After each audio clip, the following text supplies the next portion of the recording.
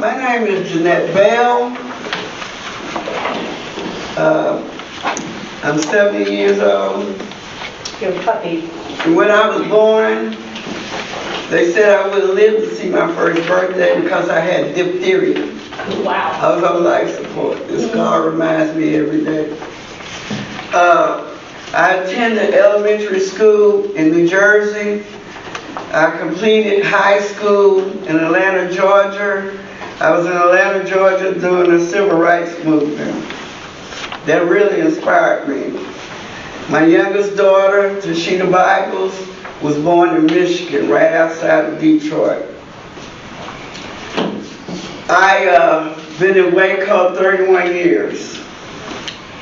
I attended Hill Junior College, Atlanta Community College, University of Texas at Arlington.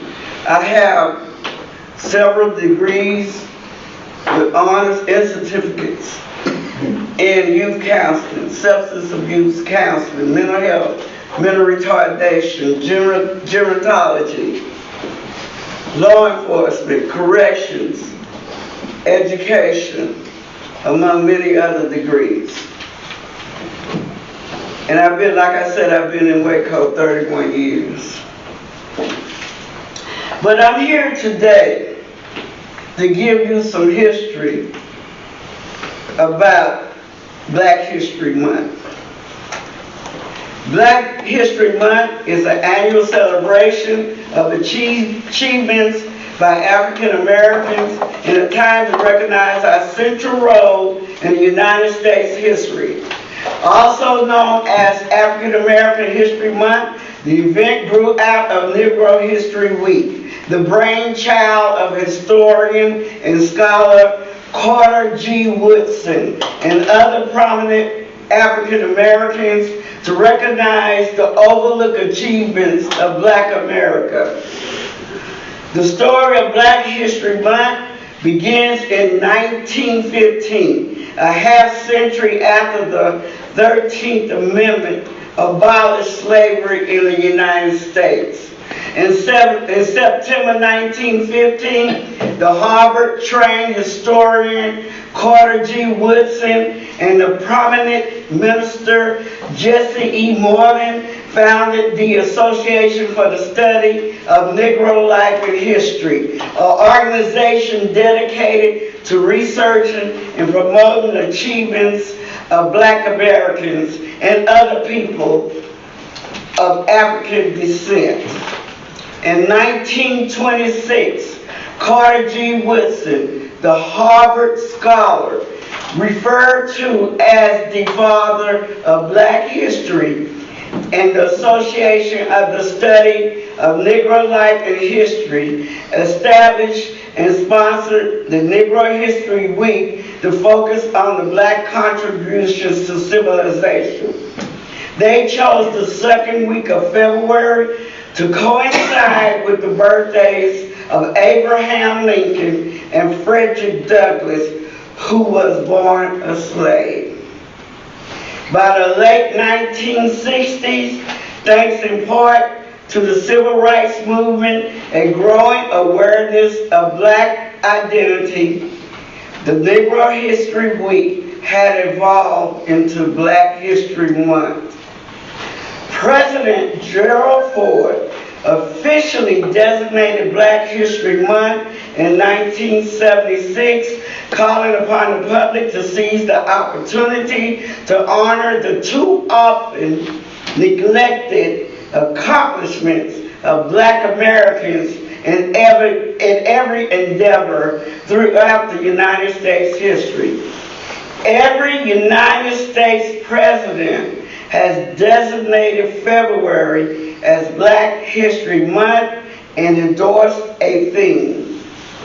Black history is also celebrated in Canada every February, in the United Kingdom in October.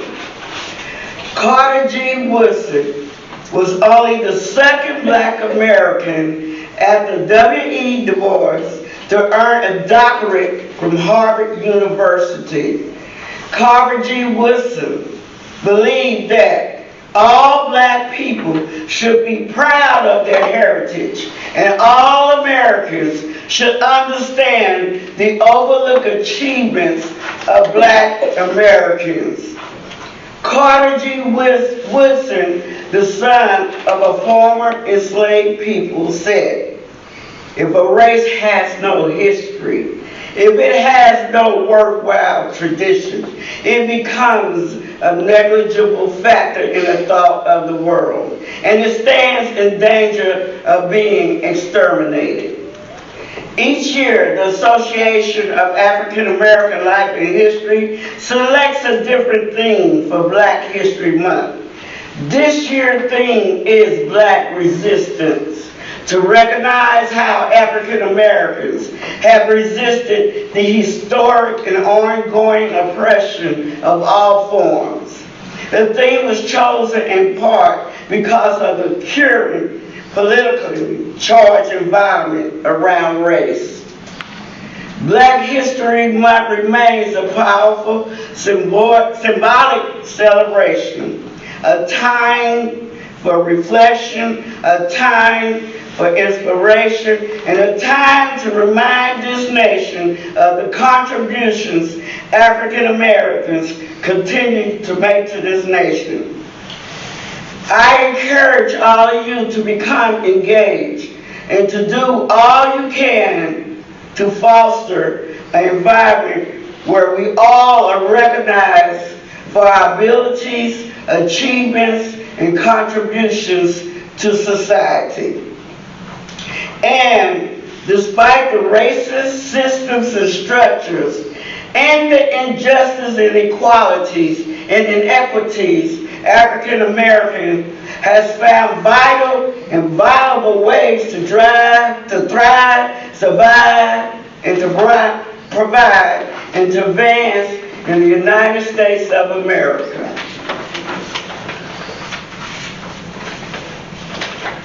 Now, I will give you a short history of Bridge Street. We call it Waco's Bridge Street Front Porch for a reason. We worked in work groups, me, Gigi, and a few others. We was in work groups and advocating for the redevelopment of Bridge Street. Matter of fact, we was in 4 work groups for a long time. And so they asked for the submission of a theme for Bridge Street. I submitted the front porch. And when it went to the Historic Landmark Commission, in which me and Aaron served, we voted on the Bridge Street front porch, Waco's Bridge Street front porch. Bridge Street, Waco's front porch. Right. It's a mouthful. Yeah. And let me tell you about the front porch. If architecture and identity go hand in hand in America, we must preserve the historical and cultural significance of the front porch.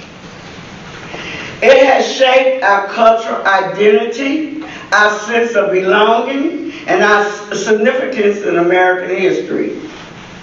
It sparked conversations about our folklore, traditions, customs, and religious foundations.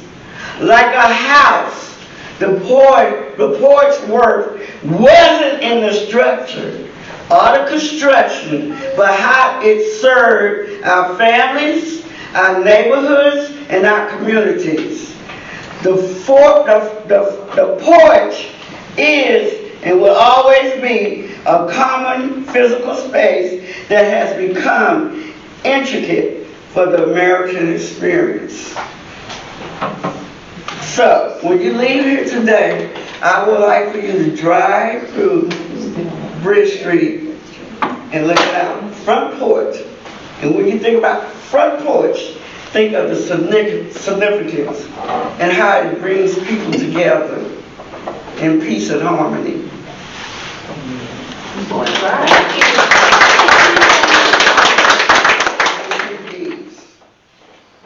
They're at the counter. All those people I named contribute that we honor on those displays.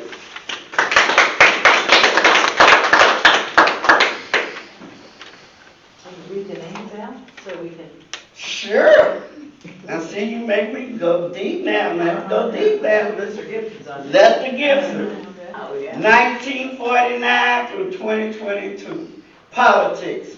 From 1991 to 1992, Lester Gibson served as president of the Waco McLennan NAACP.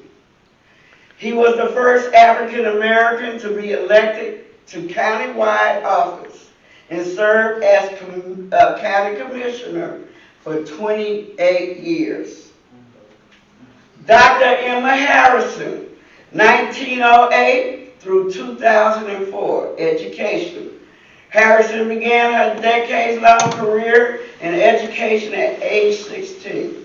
She taught at the kindergarten to 12th grade and college levels.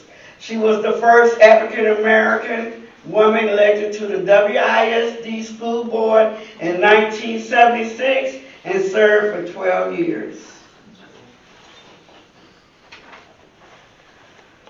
Robert Lloyd Smith, they called him R.L. Smith. 1861-1942, economic development. Smith opened the Farmers Improvement Society Bank in Waco on Bridge Street in 1908. At its height, the Farmers Improvement Society boasted 21,000 members and 800 branches. Gary Rayford Sr., 1902 to 1987, science and medicine.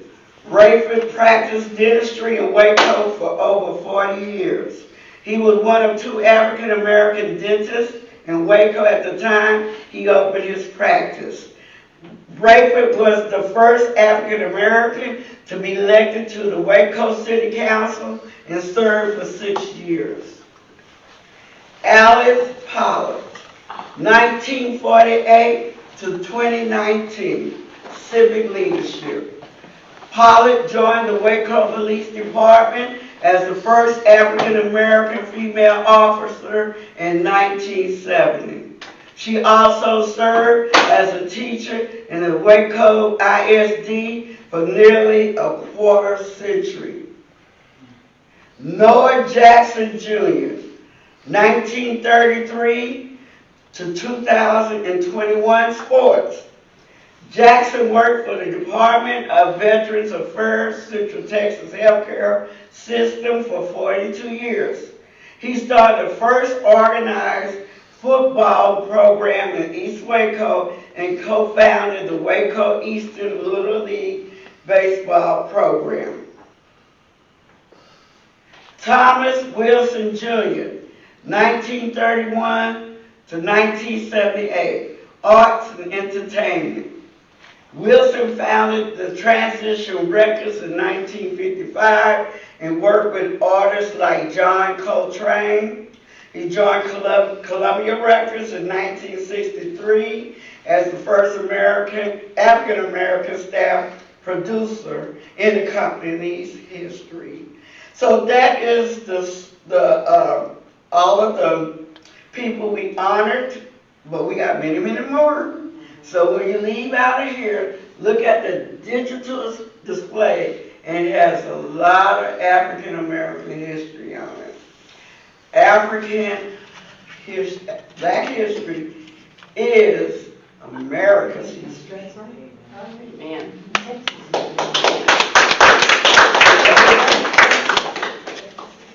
Thank you, Ms. Jeanette. You're welcome. Do you have other remarks? No, I don't have any. I mean, Thank you so much. Good job.